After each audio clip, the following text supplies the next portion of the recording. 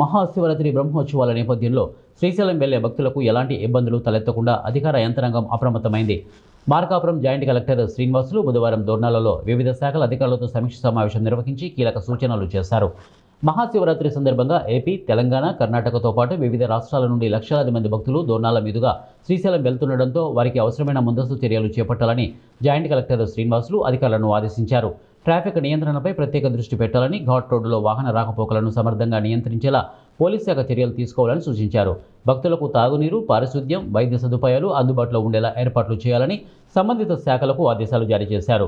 శ్రీశైలం, ఆత్మకూరు ఘాట్ రోడ్డులో అప్రమత్తంగా ఉండాలని, 108 అంబులెన్సులు, క్రేన్లు సిద్ధంగా ఉంచాలని, అత్యవసర పరిస్థితుల్లో వెంటనే స్పందించేలా చర్యలు తీసుకోవాలని పేర్కొన్నారు. అలాగే భక్తులకు సమాచారం అందించేలా కంట్రోల్ రూమ్లు ఏర్పాటు చేయాలని అధికారులకు తెలిపారు. ఈ సందర్భంగా మల్లికార్జున నగర్ వద్ద గల పార్కింగ్ ప్రదేశాన్ని పరిశీలించి పలు సూచనలు చేశారు.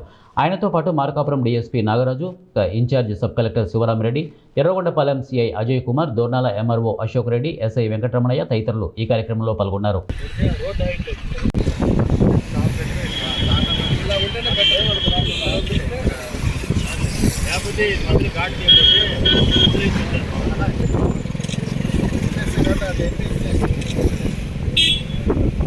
నీ వంతు కాన్ఫిగరేషన్